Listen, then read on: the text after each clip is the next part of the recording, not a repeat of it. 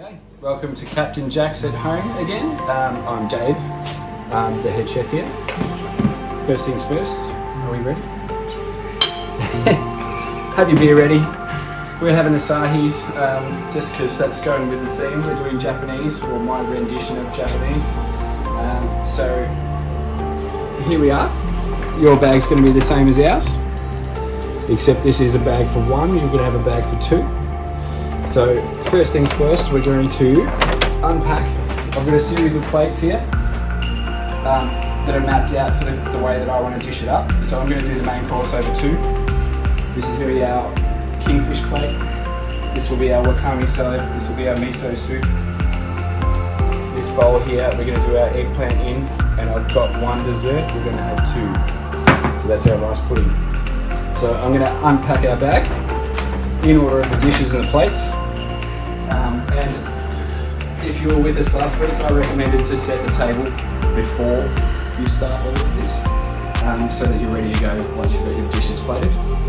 Also, for tonight, we're going to have a few little bits and pieces of cooking apparatus.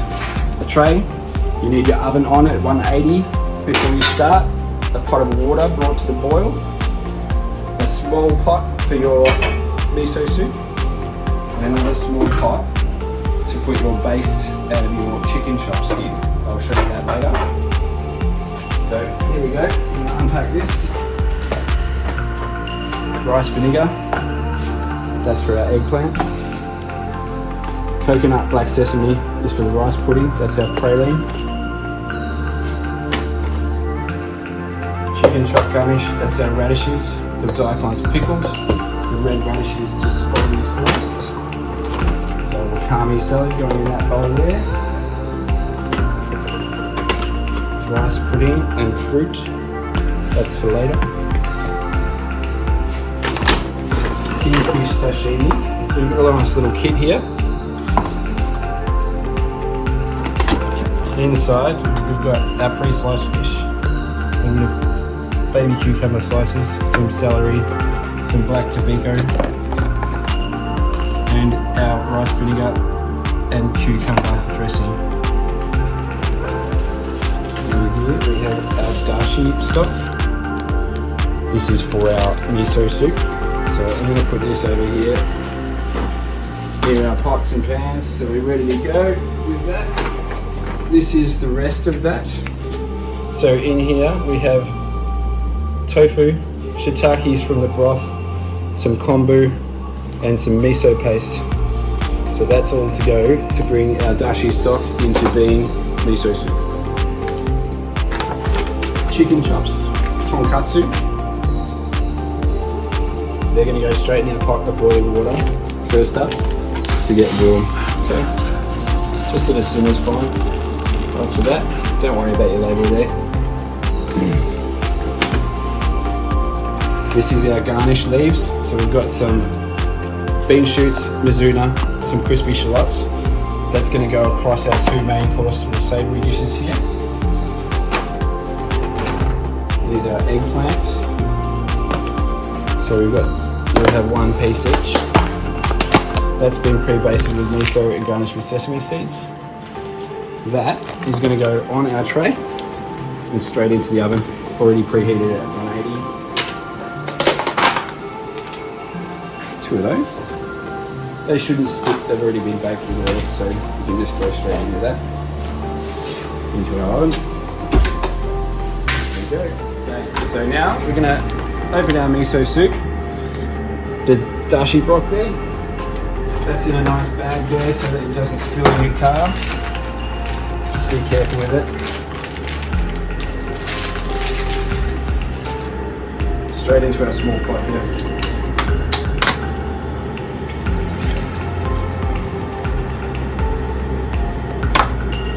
Turn her on.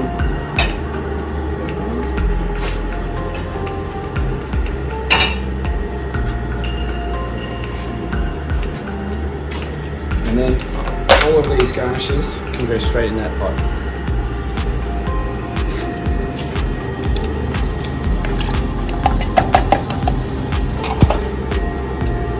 And you just want to bring that up gently. You don't want to boil it too hard, because you'll lose volume.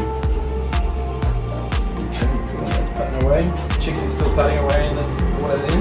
Ready to go. Oh, the other one you want to have before you start is some sort of grill if you have it. You can use a hibachi grill or a barbecue, but if not, a hot pan is fine, so I will put that on now if that's what you're going to do in your pan. And then, so we're going to start with plating our kingfish. So there's your kingfish. It's already pre-sliced. We're going to be a little bit careful when we take it out of the bag so that it all stays in a nice sort of neat line. The more you handle this, the less proficient your plate up's going to be. And then we're going to go. I've got a nice large plate. You can, condense this nice and close together and put it on a small entree plate, however you want to do it. But today we've got a nice piece of Japanese crockery here, so we're going to space it out nicely.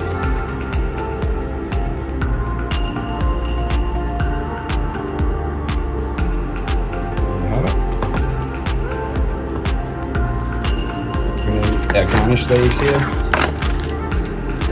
So we've got cucumber dressing.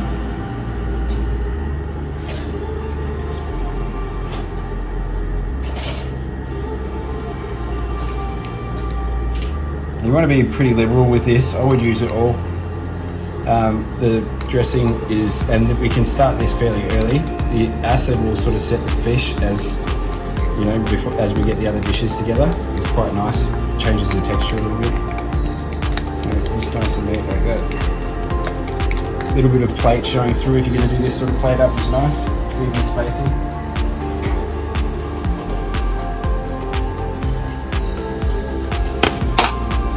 And we've got some black tobacco, flying fish wrap. A little bit.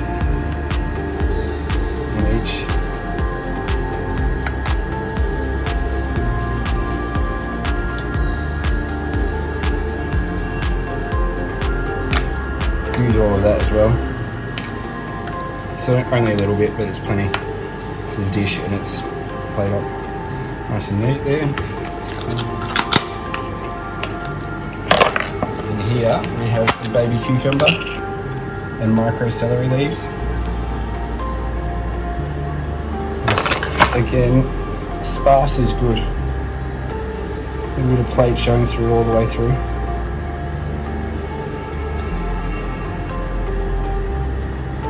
You don't really need to be finicky and have, tweezers and all those things, it's fine.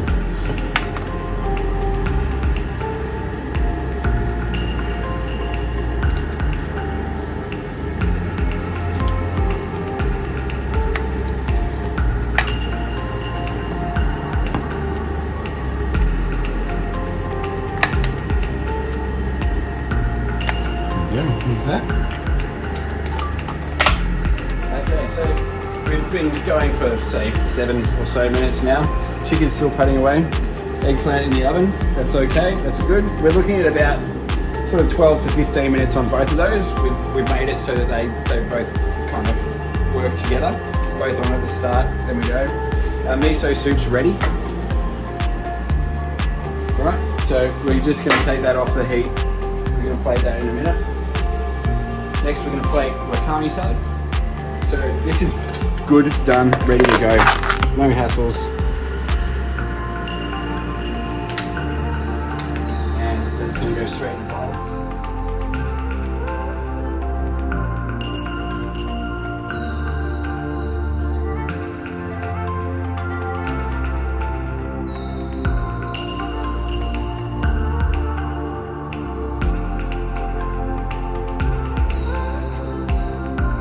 That's our wakame salad. Now, so we've been 7-8 minutes. I'm going to open our chicken bag now. We're going to put it into this extra pot that I've got sitting here. So we've got our barbecue on next to that. So this tonkatsu sauce it's a little bit sweet and it's going to like to burn a little bit. So that's why we're heating the chicken before we start. It's already cooked. It's ready to go. You can't make any mistakes with this. Okay, so we've just opened our chicken into our pot here. This dressing is a little sweet, like I said. we're going to try and get as much of that off as possible. And these chicken chops have the skin on. We're going to go skin side down so that we can caramelize that skin a little bit and get it a little bit crispy, right? So keep that like that, and then off we go on the barbecue. That can put away. You can have it as dark or as light as you like. I like some good char on there. We want a little bit of black, and the sugar going bitter will sort of give some contrast to the dish, which is good. It's welcome. Right, so these are the plates we're going to do on that. So like I said before, these leaves we're going to plate across these two dishes. And this is our garnish for our chicken chops, right? So I'm going to dress this in the container now. That's our rice vinegar dressing. Just all over it, everywhere. It's all good. Now a little bit early is fine, softens the leaves. Spread it out nicely. That's ready to go. Our eggplant's in the oven, nearly ready to go. Our chicken's putting away on the hot plate here. So we're going to plate all of these hot dishes sort of in close succession, and then we're ready to run all of this to the table. Just have a look at how we're going on here. Yeah, we're getting some nice bar marks. Not stressing yet. It's all good. All good. Work them around a little bit. Now's when you can get yourself a basting brush or a spoon. What we're going to do is we're going to just nappe that after it's charred a little bit and it's starting to get crispy, and we've got some sizzle going on the outside. We're going to baste where it's sizzling. See how that was sizzling? So we're going to try and coat this with some of this glaze here, right? Then we move on to plating the soup. Just up a little ladle here. I've got these nice little cups. You can use whatever you like. Straight in. And so we've got silken tofu, some of the kombu, shiitake, want a bit of everything in both bowls.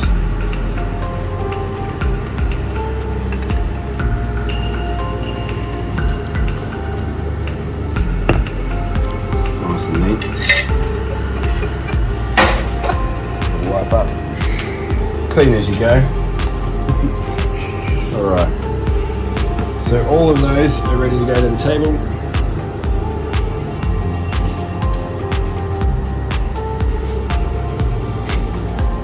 Okay, now we're going to turn our chicken. A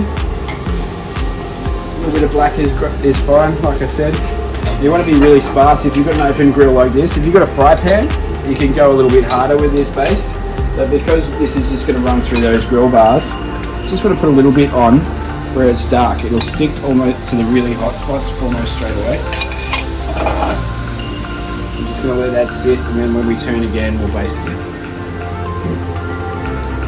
In the fry pan, if it's sort of starting to bubble around the sides, you can mop the bubbles and the sort of catching parts up with the chicken and keep turning it about, keep basting. We're pretty much ready to go now. What I'm going to do is I'm going to start with a little bit of salad. I'm just going to sort of build, see this is layered up, so I'm going to build the salad. We want to save some for our eggplant as well. Don't need a whole lot.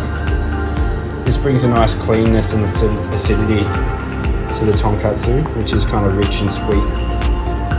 So we're just going to have a little bit like that. Obviously we've got these garnishes to go as well.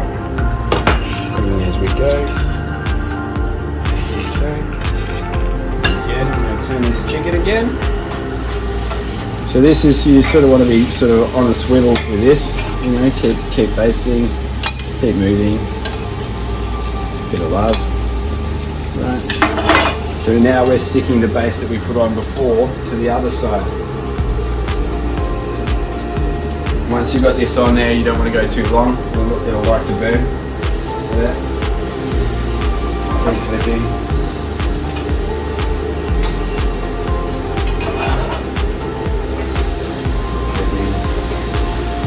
So what we're kind of eliminating the moisture out of this glaze as we're going.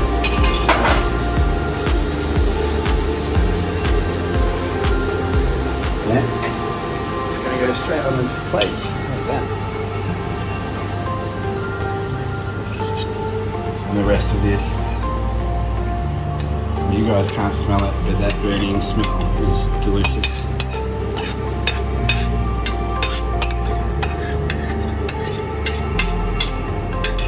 There you go, tonkatsu chicken. Okay, so we've just plated our chicken, and we're on to our eggplant. There we go, we've got some nice colour on that. It's all soft, beautiful. I'm going to plate them too, kind of stacked on top of each other. You could plate them individually if you liked. And then we're going to go all over that with some salad. This has all been dressed before. And then we'll just finish our little plate up here. A few radishes.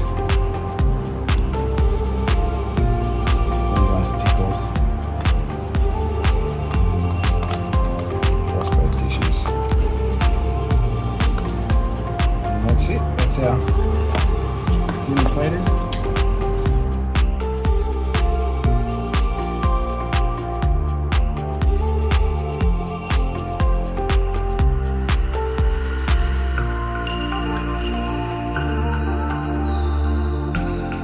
Alright, after all that, plated all that. Cheers. Hard work, you know. And I'm gonna take you through plating this.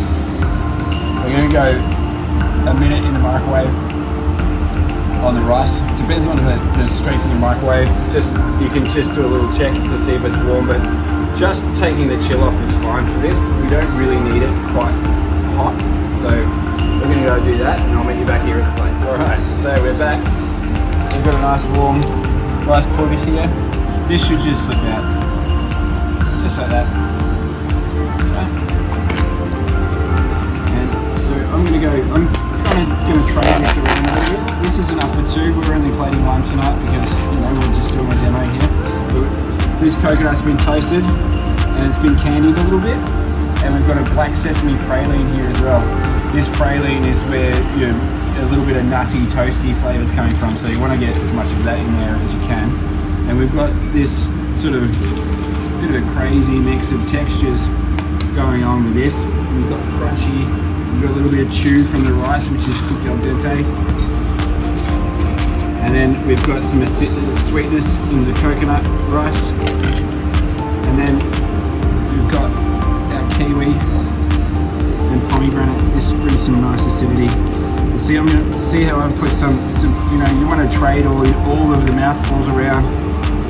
And so you want a bit of fruit, a little bit of crunchy, a little bit of this, and you want to see all of the colours from the top. So I've just plated, you've got one of these for each plate. So you can go to town with this kiwi fruit, but I've plated some of the texture, the crunchy, we've got the rice on the bottom, then we go into the fruit, then we're going back to some texture, so that as you're eating you get everything all the time. Right? And then we're saving, definitely pomegranate seeds need to be on top, right? There we go, job done, that's your dessert. Thanks for dining with Cptn Jack at home. Right?